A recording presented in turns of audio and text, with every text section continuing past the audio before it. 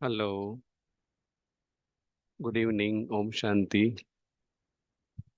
तो सभी का हार्दिक स्वागत है आज के 9वें दिन में संजीवनी रिट्रीट के। तो कल हमने आत्मा की यात्रा को देखा था, कैसे सृष्टि चक्र में वो यहाँ आती है और अलग अलग जो युग चलते हैं उसमें वो गुजरती है। तो चलिए हम थोड़ा रिवीजन कर लेते हैं कल जो हमने सीखा था उसके बारे में। तो कल हमने देखा था द व्हील ऑफ टाइम, सृष्टि चक्र। और इसमें हमने अच्छी तरह से समझा था कि अ, एक तरफ सोल वर्ल्ड है जहाँ पर अदृश्य मुसाफिर, अदृश्य आत्माएं रहते हैं, उनका घर है वो। और सभी जो अदृश्य आत्माएं हैं वो अपने समय अनुसार, जब उनका समय आता है, वो यहाँ सृष्टि चक्र में पार्ट प्ले करने आते हैं। ये सृष्टि चक्र चार युगों से गुजरता है: सतयुग, त्रेता युग, द्वापर एंड कलयुग। तो जब आत्माएं यहाँ आते, जैसे हमने कल देखा एक मॉडल, फिल्म का मॉडल, और फिल्म के मॉडल से अगर हम देखें तो आत्माएं, सॉरी, तो आत्माएं बेसिकली एक्टर है, वो यहाँ आते हैं। और फिल्म में आने के बाद एक्टिंग करने के लिए उन्हें मास्क चाहिए। तो जैसे ही वो आते हैं तो उन्हें यहाँ पर मास्क दिया जाता है, शरीर रूपी चोला। और वो मास्क पहनने के बाद सतयुग से लेकर कलयुग तक भिन्न भिन्न पार्ट, भिन्न भिन्न शरीर में आकर बजाते हैं। और हर एक जो एक्टर है वो अपने समय पर इस सृष्टि पर, रंगमंच पर आते हैं फिल्म में पार्ट बजाने के लिए। जैसे कोई फिल्म होती है तो पहली ही सेकंड से सभी एक्टर्स और एक्ट्रेसेस और विलन नहीं आ जाते, लेकिन जैसे उनका पार्ट आता जाता है वैसे दिखाई दिया जाता है। तो ऐसे ही इस फिल्म में सतयुग और त्रेता युग में जब आत्माएं होती है तो जैसे बताया था कि सत्य स्वरूप में होती है, फुल ट्रू आइडेंटिटी। और जैसे ही वो त्रेता युग में एंटर होती है तो फॉल्स आइडेंटिटी थोड़ा डेवलप होती है, जिसको हम कभी कभी कहते हैं दो कला कम होती है। और जैसे ही द्वापर युग शुरू होता है तो जैसे कि कॉइन होती है, उसकी दूसरी साइड शुरू होती है, राइट साइड से जैसे लेफ्ट साइड में आते हैं। तो क्या होता है कि बॉडी कॉन्शियसनेस, माना देह का भान एक्टिवेट हो जाता है पूरा। और तब से लेकर जो फिल्म चलती है वो जैसे कि पार्ट के भान में चलती है। अपने को शरीर समझते हैं, वो है एक्टर, अदृश्य एक्टर, लेकिन अपने को दृश्यमान शरीर समझते हैं। और जैसे ही कलयुग का अंत आता है तो आप देख रहे हैं कि जैसे सब इतने भूल जाते हैं कि वो कौन है। तो जो ट्रू आइडेंटिटी है वो छिप जाती है। और जो फॉल्स आइडेंटिटीज है, ये भी कल अच्छा एक रियलाइज हुआ कि ट्रू आइडेंटिटी एक ही होती है, लेकिन फॉल्स आइडेंटिटी, जो नकाब होते हैं, मास्क होते हैं, वो अलग अलग होते हैं। तो अलग अलग मास्क के आधार पर अलग अलग फॉल्स आइडेंटिटीज, रोल के आधार पर, तो इतनी कंफ्यूज आत्मा हो जाती है तो उसे पता भी नहीं है कि वो कौन है। तो सारी की सारी जो इमोशंस है, जैसे कि आत्माएं पहले अपने को अलग समझती थी, फिल्म में टेम्पररी आए हैं वैसे समझती थी। लेकिन अंत में क्या होता है, ये जो सृष्टि चक्र रूपी फिल्म चल रही है वही उनका घर हो जाता है। तो वहां पर ही वो सुख शांति ढूंढते रहते हैं। तो इस तरह से कल हमने देखा था। तो ये जैसे ही हाफ साइकिल पूरी होती है तो एक तरफ आधा सोल कॉन्शियस और आधा बॉडी कॉन्शियस, आधा आत्मिक स्थिति और आधी देहभान की स्थिति हो जाती है। और जैसे जैसे कलयुग का अंत आता है तो ऑलमोस्ट पूरा फॉल्स आइडेंटिटी की स्थिति हो जाती है। रावण के हेड्स, इतने सारे हेड्स हो जाते हैं। और इसलिए आत्माएं बहुत परेशान होती है, क्योंकि ये जो रावण के हेड्स है उसकी डिजायर होती है। तो कभी कोई हेड की डिजायर पूरी होगी, कभी किसी की होगी, किसी की नहीं होगी। तो कहीं ना कहीं मन में निराशा, हताशा चलती रहती है। तो संगम युग पर बेसिकली हम वो फॉल्स आइडेंटिटी को सत्य स्वरूप में रहकर दूर करते हैं, अपने वापस ओरिजिनल स्वरूप में आते हैं, जैसे हम आए थे। हम आए थे सत्य स्वरूप में, जाना भी सत्य स्वरूप में है। तो संगम युग पर वो शिफ्टिंग होता है। तो सभी आत्माएं, चाहे वो विजडम से या तो पेन से, अपने सत्य स्वरूप में आएगी और वापस अपने घर जाएगी। तो इस तरह से हमने पूरा कल इसके बारे में देखा था। तो आइए हम फिर से अखिला बहन का हार्दिक स्वागत करते हैं आज के सत्र में। और आज के इस अंतिम सत्र में हमें और गहराई की बातें हमें समझाएंगे। ओवर टू अखिला बहन, thank you. Thank you Pritesh भाई। और ओम शांति और गुड इवनिंग सभी को। तो आप सबने कल फिल्म देखी सुप्रीम फ्रेंड के साथ ऊपर से। आप बताइएगा ये मूवी कैसे लगी। और हम फिर से ये मूवी अभी देखते हैं तो एकाग्र हो जाइए। हाँ, थोड़ी देर हम इस मूवी को जैसे ही ये बनी हुई है उस पर्पस से हम इसको देखेंगे। और थोड़ा सा हम समझ लेंगे कि इस मूवी को कैसे देखना है। हाँ, चलिए इसी सेकंड में खुद को हम देखते हैं गोल्डन रेड लाइट में, उस सुप्रीम होम में, अपने सुप्रीम फ्रेंड के साथ। तो इस वक्त हम देख रहे हैं दो स्टार्स, दो अदृश्य उपस्थिति हैं।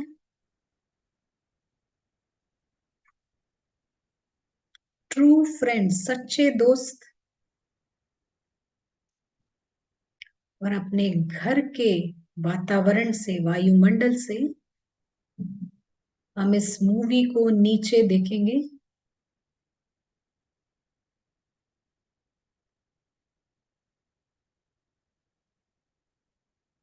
ये जान लीजिए कि कोई भी मूवी में लॉजिक नहीं होता, न्याय अन्याय नहीं ढूंढते हैं। मूवी बनी होती है मनोरंजन के लिए। कोई मूवी ये प्रॉमिस नहीं करती कि वो आपके देश के कानून को फॉलो करेगी, नियम प्रमाण बनी होगी,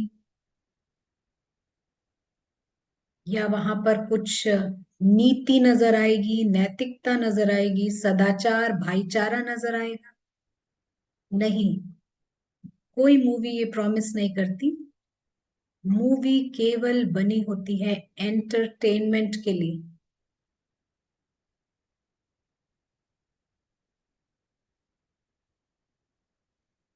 तो इसी को मन में रखते हुए हम इस मूवी को देख रहे हैं।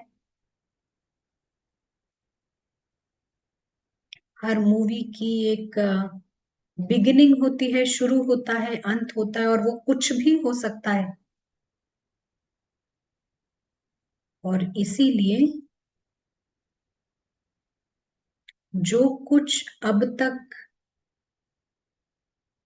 आपके जीवन में हुआ, पार्ट्स में हुआ, वो बहुत ही बढ़िया अभिनय था, वंडरफुल परफॉर्मेंस। जो कुछ शुरू से, सुबह से अभी तक हुआ, बहुत बढ़िया वंडरफुल अभिनय था। और हम उसको फुल स्टॉप देते हैं, कोई जोर जबरदस्ती से नहीं, लेकिन अप्रिसिएशन, सराहना से हम उसको फुल स्टॉप देते हैं।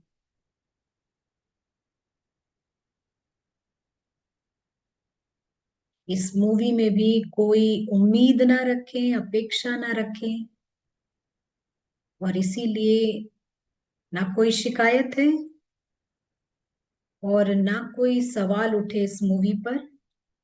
जैसे ये मूवी आ रही है वैसे हम इसको देखेंगे। तो इस वक्त सब कुछ ये जूम सेटअप सब मूवी में चल रहा है, इस फिल्म में चल रहा है।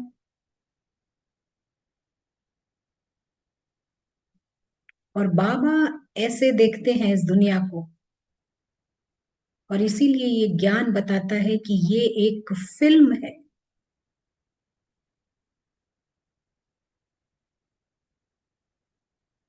और जब हमें समझ आ जाता है कि इस फिल्म में ना कोई मर रहा है और ना ही कोई जन्म रहा है,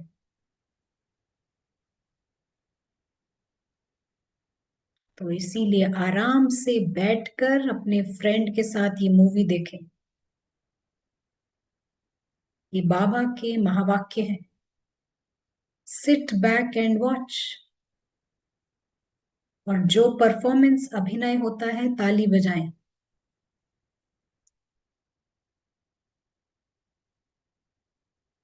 इस मूवी में वैरायटी कैरेक्टर्स हैं, वैरायटी अभिनय है, सब अलग।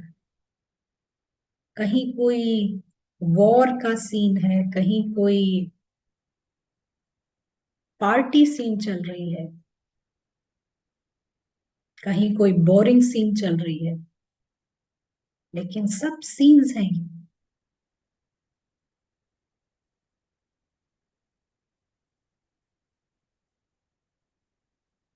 इससे बढ़िया मूवी कहीं नहीं हो सकती। ग्रेट ग्रैंड फिल्म है ये, अनगिनत अभिनय, परफॉर्मेंस।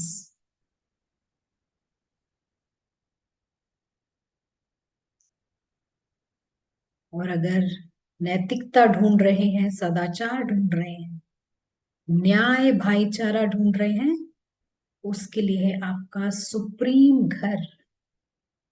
चलिए मूवी थोड़ी देर क्लोज करके हम अपने सुप्रीम घर में आ जाते हैं। यानी हमारा ध्यान अब मूवी से हटकर अपने घर पर। और ये है वंडरफुल दुनिया स्टार्स की। सिंपल दुनिया है, समय से परे, बिना किसी ड्रामा की हलचल के। और सबसे अच्छी बात, यहाँ कोई फिल्म नहीं है, यहाँ एक परिवार है, सच्चा परिवार, सच्चा पिता।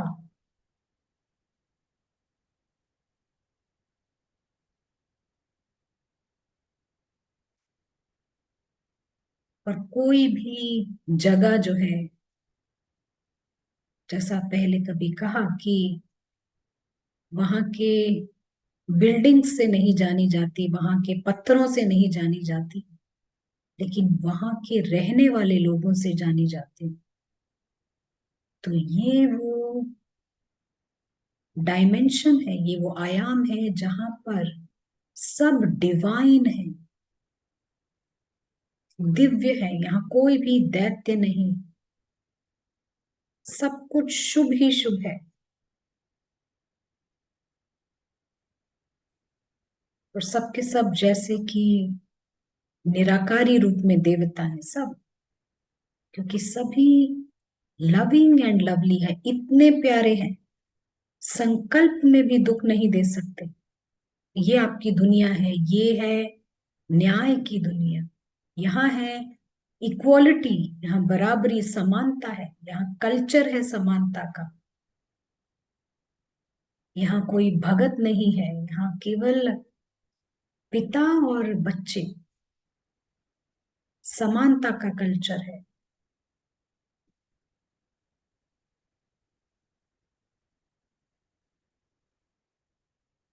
ये वो दुनिया है, जैसे वंडर ऑफ द वर्ल्ड कहते हैं, ये वंडर ऑफ द वर्ल्ड से भी कहीं ऊपर। यहाँ हैप्पीनेस है, पीस है, डिवाइन पर्सनालिटीज, व्यक्तित्व ही डिवाइन है हर एक का।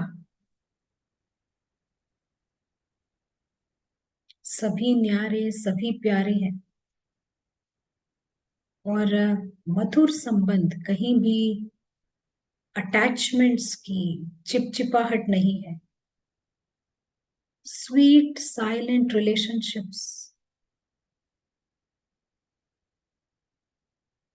अगर उस मूवी में कोई बहुत सुंदर जगह है, स्विट्जरलैंड या उससे भी सुंदर, तो जान लीजिए ये सुप्रीम होम इसकी मिसाल नहीं है। उस स्विट्जरलैंड की तुलना में ये कहीं कहीं ज्यादा खूबसूरत और दिव्य है। रावण माया का नामो निशान नहीं है।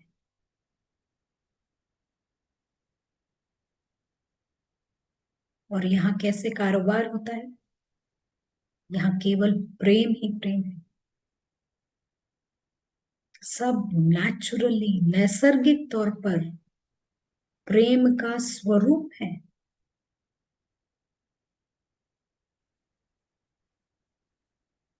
जैसे देवताओं के लिए कहा जाता है, उन्हें कोई धक्का भी देगा, वो भी फन लगेगा, नाराज नहीं होंगे। तो सोचिए, ये वो निराकारी दुनिया, यहाँ सब बहुत बेहद खूबसूरत है। हर एक फुल और ब्यूटीफुल, हर एक का सत्य है ये। जैसे हम इस दुनिया को अद्भुतता से देखते हैं, ऐसी भी एक दुनिया है। और कहानी को, मूवी को छोड़कर हम कभी भी यहाँ आ सकते हैं। तो हम जैसे इस यात्रा को जारी रखते हैं, हम याद रखते हैं हमारा सुप्रीम होम, जहाँ बहुत ही ब्यूटीफुल पर्सनालिटीज, भगवान की सिविलाइजेशन, भगवान की सभ्यता है। शांति।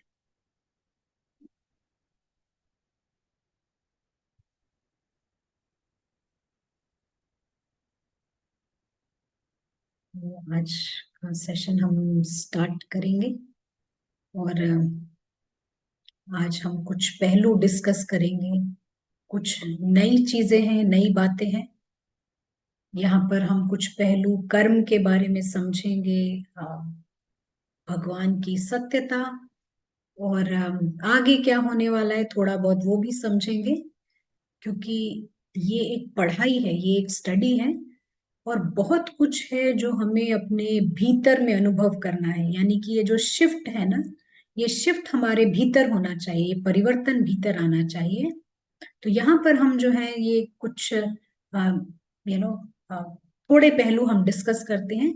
लेकिन आप सब जहाँ कहीं भी हैं वहाँ पर सेंटर्स होते हैं, तो आप अ, हम यही एनकरेज करते हैं कि आप सेंटर से कनेक्टेड रहें, क्योंकि वहीं पर हमारी फैमिली है और वहीं से हम सभी को पालना भी मिलती है।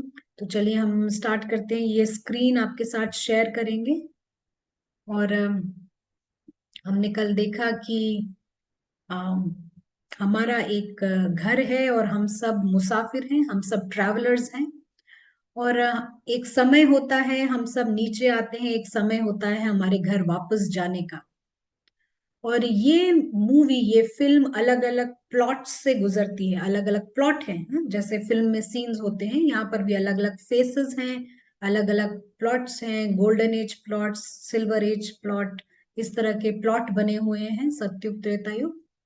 और जो मुसाफिर है, जो सोल्स हैं, आत्माएं हैं, वो मुसाफिर भी हैं और ऑडियंस भी है। आपने कल देखा, वो पिक्चर देख भी रही है और ऐसा लगता है कि वो एक्टिंग कर रही है। तो ये चलता है, और फिल्म अलग अलग डिफरेंट डिफरेंट वेज में आगे बढ़ती है, अलग अलग वैरायटी कैरेक्टर्स हैं। जो संगम युग है, ये वो युग है जहां पर हाई ड्रामा होता है। हाई ड्रामा होता है क्योंकि रावण के जबरदस्त फोर्सेस होते हैं, हर तरफ से ये रावण के फोर्स एक्ट कर रहे होते हैं। और अ, यहाँ पर राम आते हैं जो सभी सोल्स को फ्री करते हैं, क्योंकि ये कर्मों को चुकतू करने का समय है, रावण राज्य के खत्म होने का समय है। तो ये सब संगम युग में चलता है। हाई ड्रामा आपको नजर आएगा ये फिल्म। बहुत ही यू नो कहीं वॉर होगा, कहीं अति में जाएगी सिचुएशन, इस तरह के ये आयरन एज प्लॉट्स बने हुए हैं इस फिल्म के। तो आप देखेंगे सभी सोल्स जो हैं अलग अलग समय पर आते हैं। ये जो ब्लू लाइंस है, ये हमारी फिल्म शुरू होती है गोल्डन एज से, सतयुग से शुरू होती है, कल हमने देखा, और सभी अलग अलग समय पर आते हैं। और आप इसी से समझ सकते हैं कि 1820 में है। अभी तो क्या चल रहा है, 2025, लेकिन 1820 में हमारे यहाँ पूरी ये जो दुनिया की पॉपुलेशन 1 बिलियन 100 करोड़ थी। और आज जो है इसकी पॉपुलेशन आप देखेंगे कि 800 करोड़ से भी ज्यादा है। तो कितने सारे सोल्स उतर के आए हैं। और ये भी हम समझते हैं कि बहुत सारे वॉर्स हुए हैं इस दौरान, कई वॉर्स हुए हैं, कुछ सुनामी हुई है, अर्थक्वेक्स हुए हैं, जिसमें अथाह लोगों ने, अथाह सोल्स ने शरीर छोड़े हैं। लेकिन फिर भी आप देखेंगे जो दुनिया का ग्राफ है, पॉपुलेशन का ग्राफ है, वो ऊपर ही चढ़ता गया है। पॉपुलेशन कभी नीचे नहीं आई है, आदमशुमारी नीचे नहीं आई है, ऊपर ही चढ़ती गई है। और वो इसीलिए क्योंकि नए सोल्स जो हैं ऊपर से नीचे आ रहे हैं, और जो शरीर छोड़ रहे हैं वो यहाँ पर जन्म ले रहे हैं। तो ये हो रहा है यहाँ पर। और जितने भी सभी सोल्स जो होते हैं ना, सॉरी, जो भी सभी सोल्स होते हैं, वो सभी सोल्स जो हैं इस सुप्रीम होम से आते हैं, और वो प्रवेश करते हैं गर्भ में 3 से 5 महीने के बीच में। सभी सोल्स का लगभग ऐसा ही रहता है। इस्लाम में एक्यूरेट कहते हैं कि 4th मंथ में प्रवेश करती है सोल। बट हमारा ये ज्ञान कहता है 3 से 5 महीने के बीच में वूम्ब में वो प्रवेश करता है सोल। लेकिन ये ज्ञान ये कहता है जो प्रॉफिट सोल है, जो पैगंबर है, आज हम देखेंगे ये आ, ये धर्म स्थापक कहाँ फिट बैठते हैं इस फिल्म के मॉडल में। इनका क्या रोल है, इनका क्या यहाँ पर तरीका है आने का और आगे प्रोग्रेस करने का, ये हम थोड़ा समझेंगे। और ये भी कहीं ना कहीं हमारे संगम युग से लिंक्ड है, तो हम उस पर आज चर्चा करेंगे। तो ये ज्ञान कहता है कि प्रॉफिट सोल्स, हाँ प्रॉफिट शब्द हम इस्तेमाल करेंगे पैगंबर के लिए, धर्म स्थापकों के लिए। तो ये प्रॉफिट सोल्स गर्भ में जन्म नहीं लेते, गर्भ से नहीं लेते हैं, ये एंटर करते हैं ह्यूमन बॉडी। ये एंटर करते हैं ह्यूमन बॉडी, यानी एडल्ट शरीर के अंदर प्रवेश करते हैं। और आप देखेंगे जैसे ये जीसस क्राइस्ट, क्राइस्ट जब प्रवेश करते हैं, तो जीसस जो है ना 30 साल की उम्र तक ये खुद ही ये खुद ही ढूंढ रहे होते हैं भगवान को, आध्यात्मिकता के बारे में ये खोज कर रहे होते हैं। और अचानक एक बहुत बड़ा परिवर्तन आता है 30 साल के बाद करीबन इसी समय है, अराउंड 30 इयर्स, ये बहुत बड़ा परिवर्तन होता है। और ये भगवान को जानते हैं, ये प्रीच करते हैं, ज्ञान बांटते हैं, और Christianity as a religion establish करते हैं। ये बहुत बड़ा परिवर्तन है, ह्यूज ट्रांसफॉर्मेशन है, तकरीबन इनके 30 साल की उम्र के आसपास की।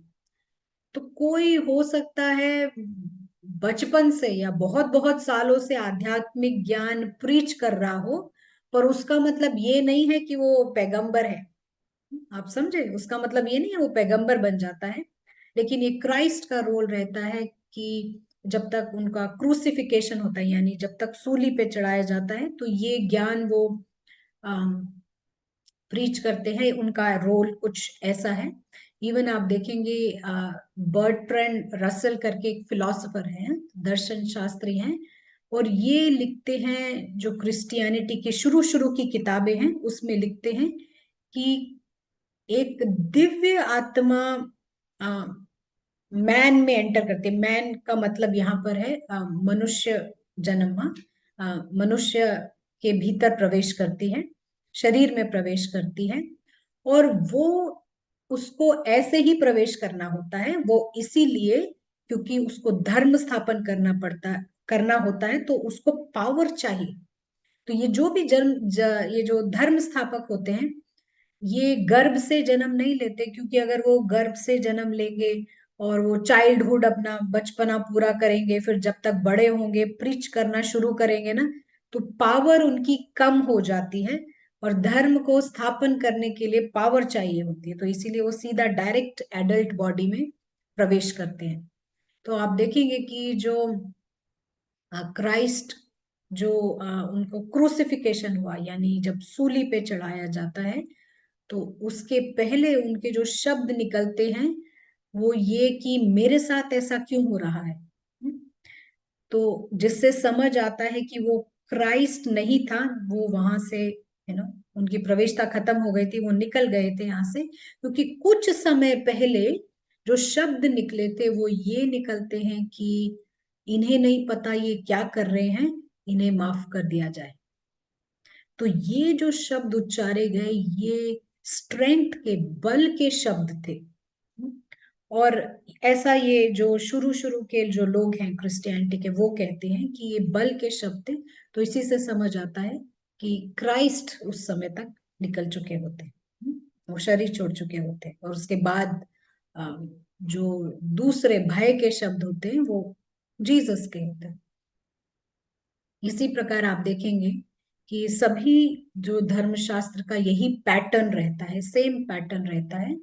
आप देखेंगे कि गौतम बुद्ध, गौतम बुद्ध का भी इसी तरह से रहा। 30 साल के बाद में वो ये धर्म स्थापन करते हैं। और ऐसे ही मोहम्मद, वो खुद कहते थे कि एंजल गैब्रियल जो है उनका शरीर का इस्तेमाल कर रहे हैं। तो ये पैटर्न सभी धर्म स्थापकों का होता है। और तकरीबन 30 साल के करीबन ये बहुत बड़ा परिवर्तन आता है उनके जीवन में। और ये धर्म की स्थापना करते हैं, बुद्धिज्म होता है, इस्लाम का जन्म होता है। और अगर आप नए धर्म स्थापकों की बात करें ना, तो ये औरोबिंदो, विवेकानंद, उनके साथ का भी यही पैटर्न रहा है। विवेकानंद जब तकरीबन 30 साल के, वो क्या कहते हैं कि एक लाइट देखते हैं जो उनके भीतर समा जाती है, घुस जाती है, और बहुत बड़ा ट्रांसफॉर्मेशन होता है, क्योंकि नया सोल है ये एंटर करता है। और ये नया सोल जो है, ये आप देखेंगे फिर बाद में जो कमाल होती है, उनके प्रीचिंग्स होते हैं, उनके स्पीचेस होते हैं, ये नए सोल का कमाल होता है, उसकी स्पार्कल होती है। तो ये एक पैटर्न देखा जाता है यहाँ। तो हम वापस उस डायग्राम पे आएंगे यहाँ पे, लेकिन अभी हम यहाँ रुकते हैं। और किसी को कुछ ऐड करना है? प्रीतेश भाई कुछ पूछना चाहेंगे या कुछ आपका शेयरिंग अ, रहेगा? तो अभी क्वेश्चन तो नहीं है, लेकिन जब सुन रहे थे तो ऐसे फील हो रहा था कि कैसे जो पैगंबर का रोल है, गॉड्स पैसेंजर, वो यूनिकली डिफाइन किया है। और अगर वो गर्भ में ही जन्म लेते हैं तो एज बताया कि उनकी पावर फिर कम हो जाएगी, तो वो प्रीच नहीं कर पाएंगे, क्योंकि 100% प्योर स्टेट से कम हो जाएगी। तो एक अनोखी बात है कि कैसे कुछ चीजें इस फिल्म में है, ड्रामा में है, कि वो एक अनोखी है, जो कंसेप्ट्स है और वो रियलिटी है। कि अलग अलग एग्जाम्पल जैसे आपने बताया कि स्वामी विवेकानंद और बिंदु, हर एक के केस में एक एक पैटर्न देखी गई। और वही पैटर्न जब भी कोई पैगंबर आता है तो वो देखा गया। तो वो हमें एक जैसे कि प्रूफ देता है कि इस तरह से होता है। तो बहुत ही शुक्रिया, थैंक यू। कोई क्वेश्चन नहीं है वैसे, तो हम कंटिन्यू कर सकते हैं। आप देखेंगे ये सभी जो है, जब तक ये 30 के थे, ये खुद ही सर्च ऑफ ट्रूथ थे ना। औरोबिंदो एक्सट्रीमिस्ट में आते थे, और अचानक इतना बड़ा परिवर्तन कि आप एकदम बदल ही जाते हैं, पूरी काया पलट जाती है। और आश्रम आप बनाते हैं, पौंडीचेरी में इनके आश्रम है। तो ये एक पैटर्न रहता है। तो हम वापस आते हैं इस डायग्राम पे, ये हमारा रूहानी घर है। एक समय होता है हम आते हैं और एक समय होता है हम वापस जाते हैं। तो अराउंड दिस टाइम आप ये देख रहे हैं ब्लू एरोज जो लगी हैं, इस समय और इस समय के बाद से ही जितने भी धर्म स्थापक हैं वो उसी दौरान आते हैं। और एक बार कोई भी धर्म स्थापक जब नीचे आ जाता है तो वो वापस ऐसे नहीं जा सकते जब तक ये पूरी फिल्म कंप्लीट नहीं होती है, जब तक ये 5,000 वर्ष कंप्लीट नहीं होते हैं वो वापस नहीं जा सकते हैं। आपको अ, बल्कि ये प्रॉफिट क्या, कोई भी, हर सोल अलग अलग समय पर आता है लेकिन बीच में कोई वापस नहीं जा सकता। आपको चाहे ना चाहे ये मूवी कैसी भी हो आपको देखनी ही पड़ेगी। हाँ, ठीक है, मंजूर है सबको? तो ये मूवी सबको देखनी ही है, आपको पसंद है नहीं है ये खेल खेलना पड़ता है। तो यहाँ प्रॉफिट्स जब आते हैं और अगर वो शरीर छोड़ देते हैं वापस यहीं पर जन्म लेते हैं। और वो इसीलिए होता है क्योंकि जब आप एक बार नीचे आ जाते हैं ना कहीं थोड़ा बहुत आपका बॉन्डेज बंधन कहीं ना कहीं बन जाता है और फिर आप यहीं पर जन्म लेते हैं। और एक बात जो देखी गई है सभी धर्म स्थापक में वो ये कि प्रॉफिट के जाने के बाद, उनकी मृत्यु के बाद एक बड़ा नाम आता है संत का। एक बड़ा नाम किसी संत का आता है उसी धर्म में। और ये संत जो होता है सेंट कहते हैं। तो ये सेंट जो होते हैं ये उनका बहुत बड़ा हाथ होता है इस धर्म को एस्टैब्लिश करने में। एस्टैब्लिश करने में यानी कि वो सारे जो प्रॉफिट ने प्रीच किया है, जो उस पैगंबर ने मैसेज दिया है, जो उनके पाठ थे, जो उन्होंने बताया है, वो सबको वो कंपाइल करके बुक के फॉर्म में लेकर आते हैं और वो रिलीजन एस्टैब्लिश करते हैं वो सेंट। अगर आप क्रिश्चियन रिलीजन में देखेंगे तो क्राइस्ट के उपरांत है, यानी उनके जाने के बाद में जो एक बड़ा नाम आता है वो है सेंट पॉल का। सेंट पॉल का, PAOLO, इस नाम से हम सेंट पॉल का आता है। और इन्होंने जो है ये सारा जो क्राइस्ट ने प्रीच किया, ये सारा कुछ उनके रिलीजियस जो बुक्स हैं वो सारा मतलब कंपाइल करके बुक फॉर्म में लेकर आते हैं जिसे बाइबल कहा जाता है। और क्रिश्चियनिटी धर्म ऐसे एस्टैब्लिश हो जाता है और सभी धर्म में यही होता है। और ये जो नाम है ना जो संत होता है वो देखा गया है कि ये वही प्रॉफिट सोल होता है, यानी क्राइस्ट सोल होता है, वही अगला संत होता है। क्योंकि उसी को पता होता है ढंग से कि पीछे उन्होंने क्या प्रीच किया। वही सोल एक तरह से सही से अनुमान लगा सकता है कि किस संदर्भ में प्रीच हुआ है क्योंकि उसी ने किया है ना। तो वो एक बड़ा नाम होता है। इवन आप बुद्धिज्म में भी ऐसा ही एक नाम होगा और सिख ग्रंथ में भी और हर चीज में वही एक नाम होता है। तो ये एक पैटर्न देखा जाता है हर एक चीज में। अब हम आते हैं संगम युग पर। संगम युग शुरू होता है यू नो इस नए ज्ञान के साथ शुरू होता है और अंत होता है डिस्ट्रक्शन के साथ। और ये जो रेफरेंस, ये यात्रा जो है संगम युग की स्टार्ट होती है 1936 में।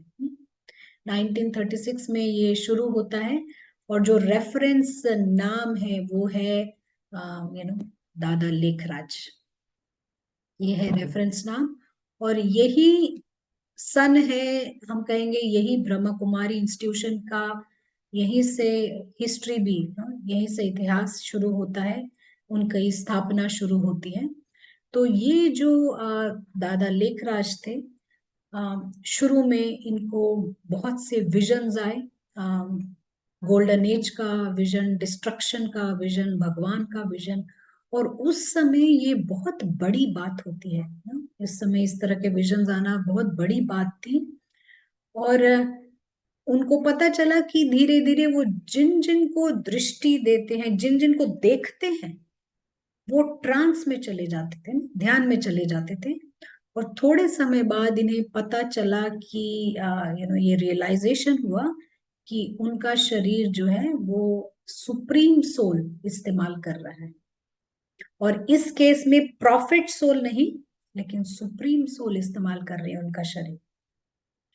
तो आ, उसके बाद उनको कई सारे समझ आया कि सुप्रीम सोल यूज कर रहे हैं, तो उन्होंने सब कुछ जो है अपना सरेंडर किया to the will of God, भगवान को समर्पण किया जब उनको रियलाइजेशन हुआ कि सुप्रीम सोल है।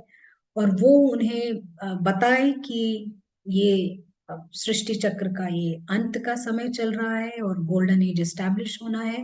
ये समय है सबके वापस लौटने का, क्योंकि नई रील शुरू होने वाली है। तो उन्होंने अपना सब कुछ सरेंडर किया। और अब ये तकरीबन 1936-37 तक चला ऐसा। उसके बाद तकरीबन 1-2 साल में ही 500, तकरीबन 500 लोगों ने इस अपने स्पिरिचुअल ट्रांसफॉर्मेशन के लिए अ, तैयार हुए। और उन्होंने उस समय जो कराची ऑफ यूनाइटेड इंडिया था, कराची ना तब, भारत पाकिस्तान ऐसे नहीं था, कराची से उन्होंने हैदराबाद में शिफ्ट किया और वहां ये कैंपस बनाया। और तकरीबन 14 साल तक वहीं अपने स्पिरिचुअल प्रैक्टिसेस किए उन्होंने काफी सारे। 1936 के बाद 14 साल के बाद में 1950 में माउंट आबू में ये आश्रम शुरू हुआ। वहां सबने शिफ्ट किया। और यही वो समय था जब यहाँ से इस ज्ञान ने ट्रैवल किया बाकी सब जगह। ये ज्ञान ट्रैवल करता है सारी जगह। 1970 में लंदन का सेंटर एस्टैब्लिश हुआ। तो ये इस संस्था की भी कहानी है और ये इस कॉन्फ्लुएंस एज की भी कहानी है। तो जैसे प्रॉफिट का सोल जो एंटर करता है ह्यूमन बॉडी में, ऐसे यहाँ पर संगम युग के अंत में सुप्रीम सोल एंटर होता है दादा लेखराज के बॉडी में। और जब ये चेंजेस परिवर्तन लेकर आते हैं, वो इनको नाम देते हैं ब्रह्मा। और आप कई बार यहाँ सुनते होंगे, हम यहाँ प्यार से उनको ब्रह्मा बाबा बुलाते हैं, क्योंकि वो इंस्ट्रूमेंट रहे हैं इस परिवर्तन के लिए। और सुप्रीम सोल के लिए हम केवल बाबा शब्द इस्तेमाल करते हैं या फिर शिव बाबा शब्द इस्तेमाल करते हैं। तो ये सब इस इंस्टीट्यूशन की डिटेल्स है। और यहाँ पर जहां हम देखते हैं कि पूरी दुनिया भगवान की पूजा कर रही है, महिमा गा रही है, भगवान की एक झलक पाने के लिए बैठी है। अच्छा, तो ये जब परिवर्तन आता है तो वो उनका नाम ब्रह्मा देते हैं, दादा लेखराज को ब्रह्मा कहते हैं, ये हमने जैसे बताया। तो अभी हम ये कह रहे थे कि पूरी दुनिया भगवान की पूजा कर रही है, महिमा गा रही है, एक ग्लिम्प्स पाने के लिए, एक छोटी सी झलकी पाने के लिए सब लोग इतनी मेहनत कर रहे हैं। तो यहाँ पर परमात्मा टीचर के रूप में हमको यहाँ पढ़ा रहे हैं। और ये रोल जो है इनका इनकॉग्निटो रोल है। इनकॉग्निटो यानी कि ये गुप्त रोल है। और ये गुप्त रोल इसीलिए है क्योंकि ये लॉ है, ये नियम है उनका। यहाँ पर पढ़ाना ये एक गुप्त रोल है। और ये कोई एंटरटेनमेंट ना, कोई ये बहुत मनोरंजन या कोई ये कार्निवल या कोई ये लौकिक मेले जैसा नहीं चल रहा है, लेकिन यहाँ पर सीरियस एफर्ट मेकिंग है। यहाँ लोग सीरियसनेस से, गंभीरता से पुरुषार्थ कर रहे हैं। और बाबा का मैकेनिज्म, उनका मैकेनिज्म ऐसा है कि जैसे जैसे सोल्स रेडी होते हैं वो प्रकट हो जाते हैं, उनका ज्ञान प्रकट हो जाता है, वो प्रकट हो जाते हैं ताकि लोग उनको पहचान ले और ताकि कोई सोल मिस आउट ना हो। तो ये प्रक्रिया ऐसे चलती है। अभी आप देखेंगे कई ऑनलाइन में भी परमात्मा ऑनलाइन को यूज करते हैं, किसी चीज को भी यूज कर सकते हैं। और उनका मैकेनिज्म ऐसा है, जैसे जैसे सोल्स तैयार होते हैं वो वहां पर प्रकट हो जाते हैं। और ये इनका इनकॉग्निटो वे में चलता है। इनकॉग्निटो यानी गुप्त वे में चलता है, क्योंकि ये सीरियस एफर्ट यहाँ पर चल रहा है। ये ऐसा नहीं सत्संग की तरह कोई आए, कोई देखे चला जाए, थोड़ी देर बैठा देख लिया, नहीं, ये पढ़ाई है। यहाँ पे सोल्स परिवर्तन हो रहे हैं भीतर से, ये सीरियस काम है। आप लौकिक में देखिए, कोई किसी को आप थोड़ा सा भी परिवर्तन करने को बोल दो, या ये चीज, ये ग्लास यहाँ मत रखो वहां रख दो, तो कोई मानता नहीं है। तो यहाँ पर आत्माएं भीतर से परिवर्तन होने हो रही हैं, जो बहुत बड़ी बात होती है। और इसीलिए ये ज्ञान जो है, ये लास्ट डे दिया जा रहा है आपको, 9th डे दिया जा रहा है, ताकि जो सीरियस हैं वो इस ज्ञान को पकड़े। जो सीरियस हैं वो इस ज्ञान को कैप्चर करें, ग्रास्प करें। तो ब्रह्मा बाबा जो है वो 1969 में कर्मातीत होते हैं, यानी इनका अकाउंट सेटल होता है, और वो जो है ये एंजेलिक पार्ट प्ले करते हैं, फरिश्ते का पार्ट प्ले करते हैं। और परमात्मा का पार्ट कंटिन्यू रहता है दादी गुलजार द्वारा। दादी गुलजार द्वारा इनका पार्ट चलता है। और ये भी चलता है, अभी पीछे कुछ साल पहले उन्होंने भी शरीर छोड़ दिया, लेकिन परमात्मा का इनकॉग्निटो पार्ट है, गुप्त पार्ट है। और जो भी महावाक्य दादी गुलजार द्वारा और ब्रह्मा बाबा उच्चारे गए हैं, हम इसको परमात्मा के महावाक्य समझते हैं।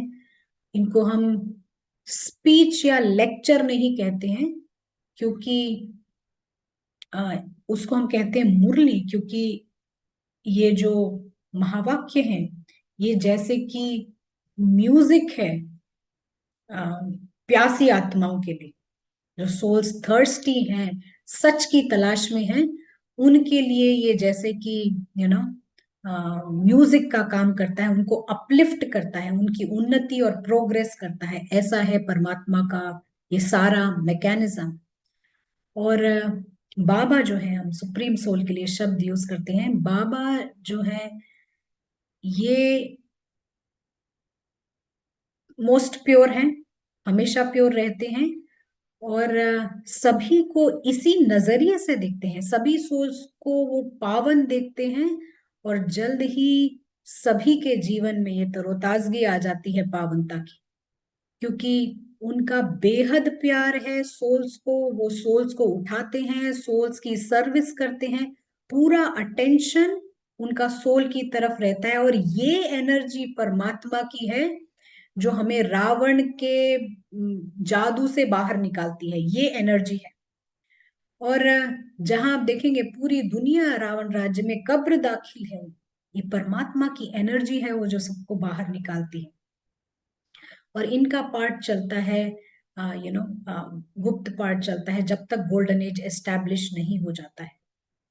ये एनर्जी है जो इस जादू को तोड़ती है और बाहर निकालती है। तो अभी ये हम सब जो यहाँ पर आए हैं, कोई कहेगा हम कभी ज्ञान में चले, यहाँ ज्ञान में चले, लेकिन ज्ञान में चलने से पहले हम ये कहेंगे, हम सब आए हैं उस एक सोल के संकल्प से, उसके सोल कॉन्शियसनेस से। एक एक सोल की आत्म अभिमानी स्थिति हमको यहाँ खींच के लेकर आई है। ये नहीं कि हमने ज्ञान सुना है, लेकिन हमारे को पहले स्थिति लेकर आई है। और आप समझ सकते हैं इस कमाल को। हाँ? आप समझ सकते हैं क्या होता है पावर उस आत्म अभिमानी स्थिति का।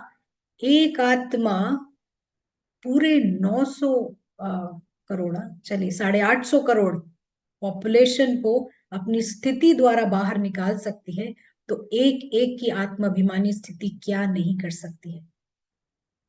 तो हम जो यहाँ पर आए हैं, ये ज्ञान से नहीं, ये स्थिति ही लेकर आई है, हम खींच कर लेकर आई है। वो इस रावण के स्पेल को तोड़ते हैं और हम ये ज्ञान लेना आगे शुरू करते हैं। चलिए हम यहाँ थोड़ा रोकते हैं, अब हम आपसे पूछेंगे, आपको समझ आ रहा है या नहीं। हमने एक टक में बोल दिया है, लेकिन आपके पास जरूर कुछ क्वेश्चन होगा तो आप पूछ सकते हैं। क्वेश्चंस है एक दो अभी, और तब तक आप जरूर बताइए कि आपको ये अच्छी तरह से समझ में आया।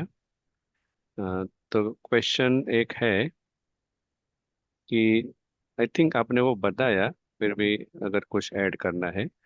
जो भी आत्मा शरीर में प्रवेश कर धर्म स्थापना के लिए आती है, तो फिर वो आत्मा कहाँ जाती है? देखिए, जो भी धर्म स्थापन के लिए आता है ना, तो वो नेक्स्ट बर्थ एक सेंट, बड़े सेंट के नाम से आता है उसी धर्म में, और वही कंपाइल करता है वो धर्म की किताब, बाइबल। बाइबल कहें या जो भी उस धर्म की किताब है, वही। और ये वही सोल होता है, राइट? आपको समझ आया होगा। Thank you. और एक और क्वेश्चन ये पूछ रहे हैं, जब आप बता रहे थे कैसे दादा लेखराज के उसमें परमात्मा का अवतरण होता है, तो पूछ रहे हैं कि आप फिर से एक बार बताइए कि प्रकट हो जाते हैं मीन्स क्या। देखिए, प्रकट हो जाना का मतलब ये नहीं कि कोई आप चमत्कार मैजिक से कोई आएगा आपके सामने। लेकिन प्रकट होने का मतलब है कि आपको किसी तरह परमात्मा का परिचय मिलता है, आपको वो ज्ञान मिलता है, और इस ज्ञान से आप समझ सकते हैं कि यही अल्टीमेट ट्रुथ है। तो हर एक कभी ना कहीं, कहीं ना कहीं से आए होंगे। तो जैसे ये सोल्स ना, सोल्स अपनी जर्नी पूरी करती है, हर एक सोल का अपना एक जर्नी होता है। तो हर सोल जब अपने लास्ट पार्ट में आती है, एंड के पार्ट में, तो वो तैयार हो जाती है इस परमात्मा ज्ञान के लिए। और जैसे वो तैयार होती है, वो रेडी होती है, वो ज्ञान भी उनके सामने आ जाता है। ये दोनों तरह से काम करता है, सोल रेडी होना और वो ज्ञान उनके सामने आ जाना। हाँ? और वो फिर जैसे कि थर्स्टी सोल्स के लिए वो मुरली का काम करती हैं। आपको समझ में? तो प्रकट यानी वो भक्ति मार्ग वाला प्रकट नहीं है, लेकिन नॉलेज पार्ट। जी, बहुत शुक्रिया। और जब आप बता रहे थे कि मुरली शब्द का प्रयोग कर रहे थे, तो ऐसे याद आ रहा था कि परमात्मा की एक महिमा भी है मुरलीधर। तो कितना जैसे एक एक्यूरेसी है फिल्म में। एक समय आता है जब हमें ये पता चलता है कि कैसे सब लिंक्ड है। Thank you. तो अभी कोई क्वेश्चन नहीं है। चलिए, तो क्वेश्चन नहीं है तो मे बी और हम। और जब आप बता रहे थे ये कि जब फर्स्ट टाइम कोई धर्मस्थापक आता है, फिर वो जब शरीर छोड़ के जाता है नेक्स्ट बर्थ में, सेंट पॉल का एग्जाम्पल लिया था, तो ऐसे सुनते सुनते अनुभव हो रहा था कि एक फिल्म की स्क्रिप्ट इतनी क्लियर है कि शायद वो सेकंड बर्थ में भी कंटिन्यू किया, फिर थर्ड बर्थ में किसी न किसी तरह से शायद वो आत्मा उस धर्म के एस्टेब्लिशमेंट में या तो उसको बनाए रखने में रहती होगी, क्योंकि वो ही उसका एक मूल था। Thank you. जो या राइट, और इस ज्ञान के हिसाब से शायद वही सोल कभी यहाँ पर भी आयरन एज के एंड में भी कहीं ना कहीं पालना कर ही रहा होता है। तो ऐसे ही ऐसा समझ पड़ता है इस ज्ञान द्वारा। इवन आप देखेंगे बुद्धिज्म में भी शायद सम्राट अशोक, हाँ, आई थिंक उन्होंने ही वो बुद्धिज्म को बहुत प्रचार किया। तो कहीं ना कहीं वही सोल होने का चांस है, ऐसा हम समझते हैं। राइट। या हमें एक प्रश्न हो रहा था कि ये जो खेल है गॉड्स मैसेंजर, जो पैगंबर आते हैं, तो जिस व्यक्ति के शरीर में आते हैं, वो जो आत्मा है, क्या उसको कुछ सिग्नल मिलता होगा आने से पहले, कुछ ड्रीम के द्वारा, या कि ऐसे ही अचानक इट हैपेंस। हमें नहीं लगता कि कोई सिग्नल मिलता है, उनको शायद पता भी नहीं होता है। यू नो वो जो पावर है वो काम कर रही होती है, उनको थोड़ा अपने हिसाब से परिवर्तन करने में। और जैसे आप ब्रह्मा बाबा का एग्जाम्पल देखेंगे, उनको पता नहीं चला और परिवर्तन हो रहा था। और शायद कई जो इस ज्ञान मार्ग में चल रहे हैं, उनके भी ऐसे अनुभव हैं कि उनके यहाँ आने से पहले ही वो परिवर्तन उनमें नजर आया, पर उनको पता नहीं था कि ये कैसे हो रहा है, क्यों हो रहा है। तो उनको पता नहीं चलता। लेकिन एक और चीज है कि जैसे कभी कहा जाता है ना कि कोई इवल स्पिरिट घुसता है किसी के उसमें, ऐसा ऐसा समझ में आता है। हमारे पास कोई ऐसा एग्जाम्पल है नहीं, लेकिन कहा जाता है वो जो जिस बॉडी में प्रवेश होता है उसको बहुत तकलीफ होती है, कुछ अकाउंट होता है, बहुत तकलीफ होती है। इस उसके लिए प्लेजेंट थिंग नहीं होता है। लेकिन यहाँ पर जब एक powerful soul, pure soul enter करता है, तो उसको बहुत बहुत बेनिफिट मिल जाता है। उसकी वजह से इसको भी बहुत मजा आता है। You know, it is like mutually beneficial हो जाते हैं वो एक दूसरे के लिए। यहाँ पर ये इस तरह का केस होता है, अनलाइक दूसरे वाले जैसा।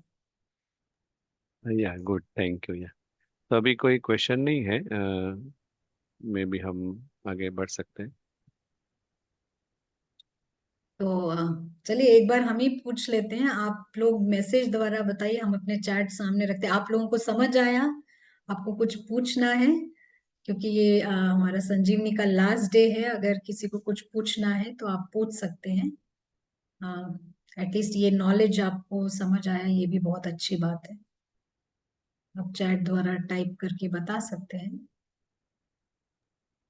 जी, तो ये अच्छी बात है। अभी थोड़ा जो समय है इसमें किसी को कुछ पूरी रिट्रीट के दौरान अगर कुछ क्वेश्चन है, अगर अभी पूछना है तो आप चैट में लिख सकते हैं। सब बता रहे हैं, समझ में आया। प्रतीक भाई कुछ ऐड करना चाहेंगे? जी, बहुत क्लियर है और अनुभव भी बहुत अच्छा है। और ये काफ़ी इंटरेस्टिंग टॉपिक है कि कैसे हर धर्म स्थापक आकर अपना जो भी धर्म है उसकी स्थापना करते हैं उनमें। और ये जो ब्राह्मण धर्म जो स्थापन हुआ उसमें डिफरेंस काफ़ी है। और क्लैरिटी का भी बहुत बड़ा डिफरेंस है। जैसे कि हमको ब्रह्मा बाबा की लाइफ स्टोरी में क्या हुआ उसके बारे में भी मतलब क्लियर है कि उनको किस स्टेजेस पे कैसे, और वो पालना जो मिल रही है, जो भी अंडरस्टैंडिंग है उस हिसाब से ज्ञान के थ्रू, और परमात्मा की भी जो पालना मिल रही है वो भी बहुत अनुभव हो रही है, उसको रियलाइज कर पा रहे हैं, वो डिफरेंस दिख रहा है अपने जीवन में। तो वो एक तरह से बहुत ही एक लकी फीलिंग लेके आता है। और जो साकार दुनिया में रहते मतलब ड्रामा को ड्रामा की तरह देखने का जो एक भाग्य है, सौभाग्य है, वो देखने में आता है। तो ये बहुत ही अच्छी फीलिंग है, बहुत लकी फीलिंग है। जी। थैंक यू प्रतीक भाई। एक अगर कोई, क्वेश्चन है, अभी ले सकते। हाँ जी। तो ये पूछ रहे हैं कि संगम युग, एक सेकंड, संगम युग का जो पीरियड है, कितना समय कलयुग और कितना समय सतयुग का इंक्लूड होता है? इसमें कुछ आप प्रकाश डाल सकते हैं? ये संगम युग जो है ये कलयुग में ओवरलैपिंग है, कहा जाता है। ये लास्ट 100 years का पार्ट हो, उसको हम कॉन्फ्लुएंस एज कहते हैं। और ये ओवरलैपिंग है, इसमें सत्युग का पार्ट नहीं है, बट ये आयरन एज का ओवरलैपिंग आपने कल भी देखा होगा। उसमें कॉन्फ्लुएंस एज में भी, उसमें भी दो पार्ट दिखाए थे, ब्लू और रेड। ब्लू जब नया ज्ञान आता है, और रेड वाला पार्ट जब मिजनरी ऑफ पेन इंटेंसिफाई हो जाती है। अभी हम सेकेंड फेज में हैं, सेकेंड फेज में, फर्स्ट में भी नहीं है। तो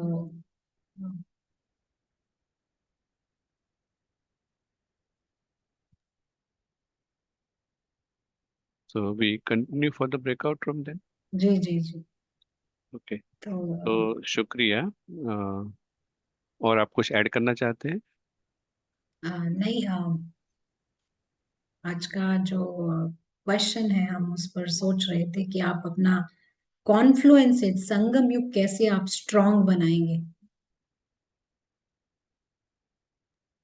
तो ब्रेकआउट रूम का प्रश्न है कि ये जो संगम युग का समय है उसे आप कैसे स्ट्रांग बनाएंगे, अर्थात अच्छी तरह से उसका यूज करेंगे। तो अभी हम ब्रेकआउट रूम में जाएंगे 10 मिनट के लिए, और वापस मिलते हैं ब्रेकआउट रूम के बाद। शुक्रिया।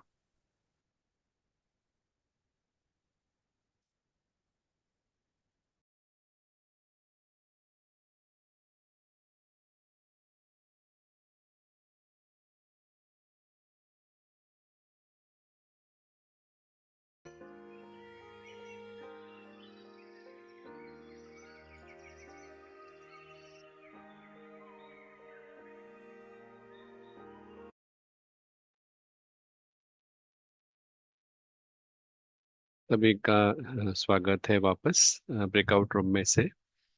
आशा है कि आप सबने अच्छी तरह से शेयर किया होगा जो भी क्वेश्चन दिया था संगम युग के आधार पर। तो अभी हम आगे बढ़ने से पहले हर रोज की तरह 1 मिनट के लिए अभ्यास करेंगे और फिर आगे के सत्र को बढ़ाएंगे। शुक्रिया।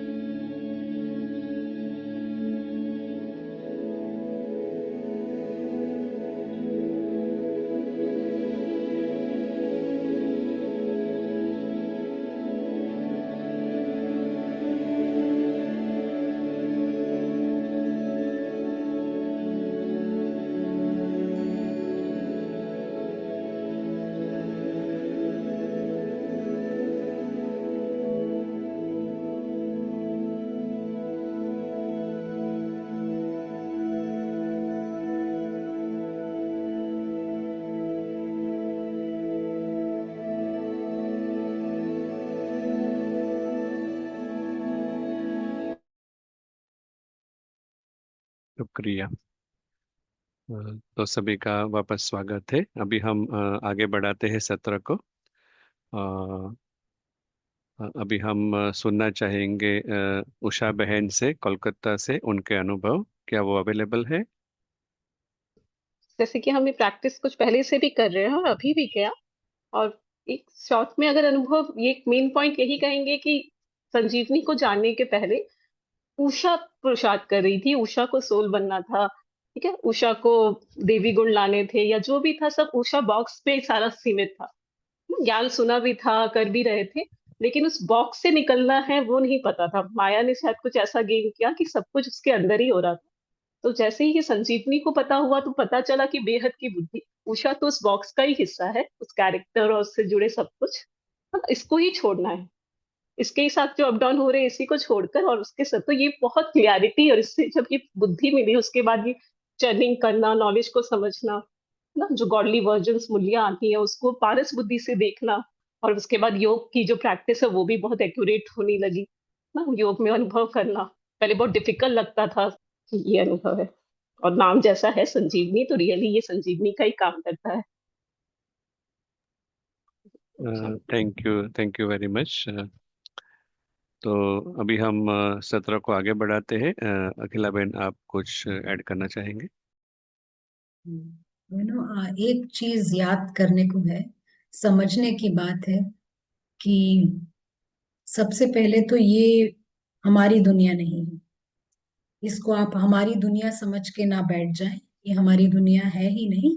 हम यहाँ थोड़े समय के लिए एज अ गेस्ट आए हैं, मुसाफिरी करने आए हैं, एलियन भी आए हैं ऐसे यहाँ पर, एक्टिंग करने के लिए आए हैं। तो यहीं पर बैठ कर आप एक होली कॉर्नर ना चूज कर ले। होली कॉर्नर माना यहीं पर बैठकर आप एक फोटो लगा ले भगवान की और उसको जपा जाप जपते रहें।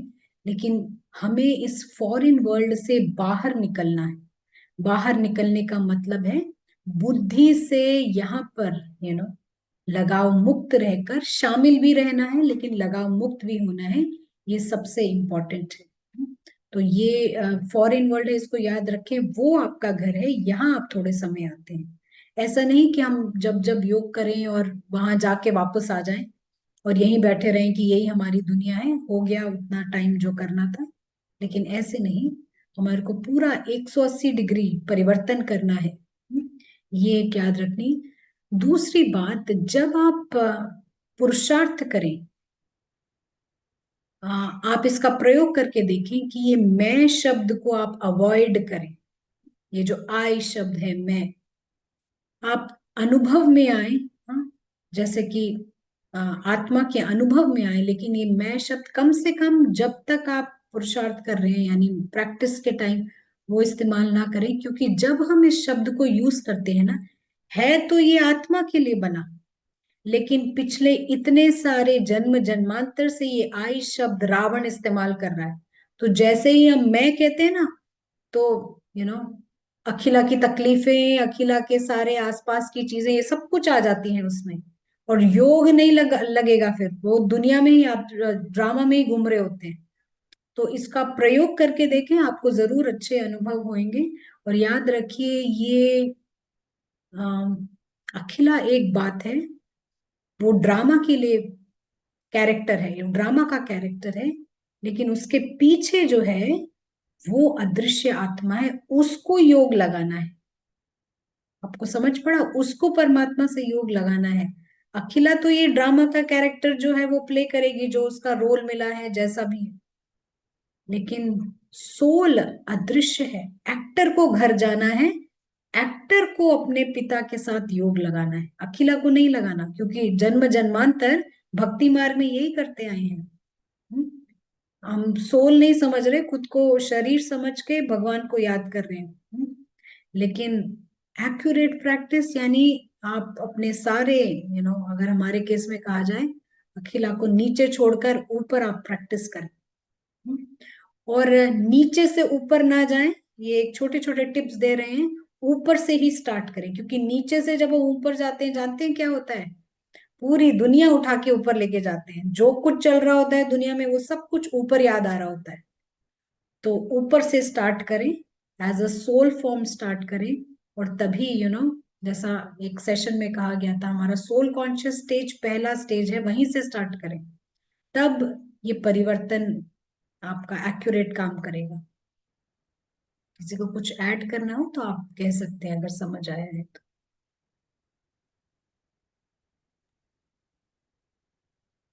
पुरुषार्थ तो कैरेक्टर करती है ना, आत्मा तो है ही प्योर, ऐसे वो कमेंट कर रहे हैं। नहीं, आत्मा हम उसको प्योर फॉर्म में देखते हैं। ये तरीका होता है इम्प्योरिटी से बाहर निकलने का। इम्प्योरिटी से बाहर निकलने का ये पुरुषार्थ का हमारा एफर्ट है कि हम उसको प्योर देखते हैं ना। आपको एक एग्जाम्पल देते हैं, अखिला को पुरुषार्थ नहीं करना है, अखिला तो कैरेक्टर है, जो स्क्रिप्ट होगा वैसे होएगा। पुरुषार्थ सोल को करना है। और हम सोल को प्योर ही देखते हैं, हर एक को प्योर देखते हैं, हर एक को प्योर देखते हैं, जैसे बाबा देखता है ना। और यही एनर्जी है बाबा की, जो सबको बाहर निकालती है रावण के जादू से। आपका कोई फ्रेंड है, हाँ, फ्रेंड है, आप जब फ्रेंड को याद करते हो तो उसके अच्छे फॉर्म में याद करते हो। थोड़े समय के लिए वो बीमार हुआ है वो फ्रेंड, और आप उससे मिलने भी जाते हो, उससे आप बातें भी करते हो। लेकिन जब आप याद करते हो तो उस बीमार के रूप में नहीं आप याद करोगे फ्रेंड को। जब आप उस फ्रेंड को याद करोगे तो उसके अच्छे फॉर्म में याद करोगे। और उस तरह से याद करने के ना तो उसको फायदा है ना आपको फायदा है। जब आप उसको अच्छे रूप में फायदा करो, ये उसको हेल्प करेगा बाहर निकलने में। ठीक है ना, एक छोटा सा लौकिक एग्जाम्पल दिया। ऐसे ही एक दूसरे लेवल पर होता है, हम दूसरों को अच्छी दृष्टि से देखते हैं तो ये उनमें बल भरता है बाहर निकलने के लिए। हम हमेशा पुरुषार्थ कर रहे नहीं, हम हैं ही बेस्ट, और इसी स्टेज पे हमें पुरुषार्थ करना है। आपको क्लियर हुआ, जिसका भी ये सवाल था? या जिसका भी ये सवाल है, क्या आपको क्लियर हुआ, बता सकते हैं। और जब आप बता रहे थे तो हमें एक चीज याद आ रही थी कि पुरुषार्थ कैरेक्टर करती है ऐसा बोल रहे हैं। तो इसको समझने के लिए एक सीन सामने आया अभी ही। मैडम तुषार का जो म्यूजियम होता है वहां पर सभी के जो अभिनेता होते हैं, पुराने जो बड़े बड़े कैरेक्टर्स होते हैं, उसका पुतला होता है वहां पर। तो वहां खड़ा रहता है, लेकिन वो तो एक फाइनली एक कैरेक्टर है, वो पुरुषार्थ नहीं करेगा ना। लेकिन जो सोल है, जो सोल थी उसमें, वो पुरुषार्थ करती है। तो ऐसा एक अनुभव हुआ। और तो अभी हम एक अनाउंसमेंट करना चाहेंगे कि जो भी आपने संजीवनी यहाँ पर सीखा है, तो उसमें अगर आपको कोई क्वेश्चन है, कुछ डाउट्स है, तो आप हमारे हेल्पलाइन नंबर पर मैसेज कर सकते हैं, व्हाट्सएप नंबर पर। वो नंबर है 8849438643, जो आपको अभी चैट में भी शेयर किया जाएगा। और एक और बात जो हमें अभी ही ध्यान में आई जब अखिलाबेन बता रहे थे गॉड्स मैसेंजर कैसे आते हैं, तो यूजुअली जैसे एक बॉडी होती है जिसमें दो सोल साथ में काम करते हैं। और यहाँ पर अभी हम सुन रहे थे गॉड्स मैसेंजर के बारे में, तो अभी पता चला हमें कि परमात्मा के द्वारा दिया गया है ये ज्ञान। तो वास्तव में संगम युग पर हम सभी आत्माएं जो अभी सुन रहे हैं या रिकॉर्डिंग सुनते हैं बाद में, हम सभी के लिए एक चांस है कि लाइव भगवान के साथ उनके मैसेंजर बनकर जो एक आत्मिक स्मृति में गॉड्स मैसेंजर बनकर हमें वो सर्विस करने का चांस है, ऐसा एक अनुभव हुआ है। तो कभी हमें ये नहीं सोचना है कि हमें भी गॉड्स मैसेंजर का पार्ट मिलता, जैसे अभी हमें संगम युग पर वो पार्ट मिला है, तो हमें इसका उपयोग करना है, उपयोग कर सकते हैं। जो प्रॉफिट्स हैं हम उसको रियल सेंस में मैसेंजर नहीं कहेंगे, क्योंकि वो कोई मैसेज तो नहीं लेकर आते हैं परमात्मा का, लेकिन रियल सेंस में मैसेंजर आप सब हैं यहाँ पर, जिन्होंने ये ज्ञान सुना है और आप दूसरों को देने वाले हैं। उनके लिए हम आई थिंक हम यही शब्द, पैगंबर शब्द सही है, क्योंकि वो आते हैं अपना धर्म एस्टैब्लिश करने के लिए, बट रियल मैसेंजर्स जो है, जब सुप्रीम सोल उतरे और अपना पार्ट बजाए और यू नो वो जो कह रहे हैं वो हम सुने और उनकी माने, तो यही रियल मैसेज होगा। तो यही ऐड करना चाह रहे थे। या प्रीतिश भाई या कोई गुड, या वेरी गुड, या thank you for that clarification. तो कुछ क्वेश्चन है अभी? अ, एक क्वेश्चन है, जब जीसस क्रूसिफाइड हुए थे क्रूसिफाइड हुए थे तब उस शरीर में जो पवित्र आत्मा थे, तो उनको तकलीफ सहन करना पड़ा होगा, ये सही है? उनका कुछ अकाउंट होता है, तो सहन दूसरे जीसस ने किया होगा, वो उनका अपना, इनकी वजह से नहीं हुआ होगा, लेकिन उनका कुछ अपना अकाउंट सेटल होता है उससे। और ये पूछ रहे हैं कि आपने बताया कि पुरुषार्थ जो है वो ऊपर से शुरू करना है, थोड़ा ब्रीफ में रिवाइज कराएंगे कैसे करना है? हम आपको शॉर्ट में बताते हैं, देखिए। ऊपर से यानी आप सोल हैं, घर से शुरू कीजिए पुरुषार्थ। हाँ, घर में आप जो नीचे से ऊपर मत जाइए। क्या होता है ना, मैं अभी यहाँ से जा रही हूँ, ऊपर जा रही हूँ, बादलों के पार जा रही हूँ, ऐसे ऐसे करते करते जब मैं जाती हूँ ना, तो पता चलता है ऊपर जाते टाइम नीचे का काम घूम रहा है, सेवाएं घूम रही है मन में, साथ में अखिला पूरी तरह ऊपर, सोल नहीं है वो, ऊपर नीचे की कारोबार चल रही है, वही चल रही होती है मन में, क्योंकि जाते हैं ऐसे, जाते जाते वो ईगो इतना जबरदस्त है ना, रावण इतना स्मार्ट है, वो सब नीचे से लेके ऊपर जाता है, आपको पुरुषार्थ नहीं करेगा। तो ऊपर क्लीन से आप स्टार्ट कीजिए, सोल फॉर्म में आप हैं और वहीं से स्टार्ट कीजिए, फिर नीचे वो बल भर के नीचे प्रवेश कीजिए अपने शरीर में और कार्य कीजिए, वो लंबे समय तक आपको हेल्प करेगा। जी शुक्रिया, क्लियर है। तो अभी कोई क्वेश्चन नहीं है। Any final words for the homework? नहीं, हम यही कहेंगे कि अब आपको ये ज्ञान मिला है, तो ये संगम युग को आप अच्छे से यूटिलाइज कीजिए और आगे बढ़िए, क्योंकि अ, हम सबका ये कर्तव्य है, हम एक बार फिर कह रहे हैं, सबका ये कर्तव्य है कि दूसरों को दुख मिलने के पहले हम उनको इस डूबती नाव से बाहर निकालें। एक एक का कर्तव्य है, परमात्मा का तो कर ही रहे हैं, लेकिन उनके साथ ये कार्य करने का अवसर हम सबको प्राप्त है, और इस अवसर का हम फायदा उठाएं और सबको बाहर निकालें। उसके पहले हम पहले खुद क्लियर हो जाएं नीचे के बॉन्डेजेस से। और यहाँ पर फिर आप जब आपका रहना ही, आपका यहाँ सांस लेना ही सेवा का काम करेगा। जो एंजल होता है ना, उसका सांस लेना, उसका किसी को देखना, वही सेवा करता है, उसको कुछ खास करने की भी जरूरत नहीं पड़ती। तो ऐसे हमारी वृत्ति हो जाएगी, ऐसे हमारी कृति हो जाएगी। तो आप पुरुषार्थ कीजिए, फुल 100% कीजिए। ये संगम युग है। गुड लाइफ, हम फिर से एक बार कहते हैं, गुड लाइफ उसी को कहते हैं जिसमें आप सुखी हैं, केवल इतना नहीं, लेकिन आप दूसरों की जीवन भी सुखी बनाते हैं, उसको कहते हैं गुड लाइफ। जहाँ आपकी खुद की जीवन अच्छी है और जहाँ आपको चैरिटी करने का मौका मिलता है। और ये सबसे बड़ा यू नो दूसरों को रावण के जादू से बाहर निकालने का चैरिटी हम सभी कर सकते हैं। यही हम ऐड करना चाहेंगे इसी के साथ में।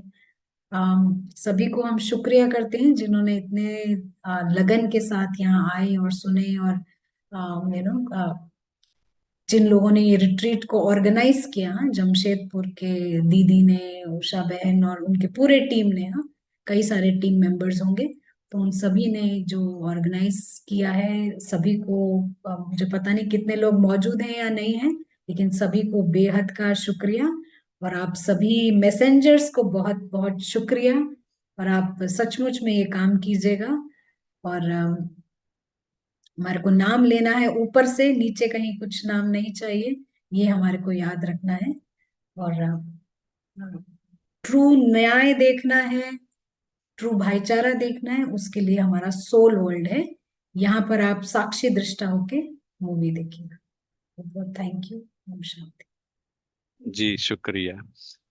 तो बहुत ही शुक्रिया, और बहुत ही अच्छी तरह से ये रिट्रीट में हमने अखिला बहन से बहुत सारी बातें गहराई से सीखी। तो आपका भी बहुत बहुत धन्यवाद है।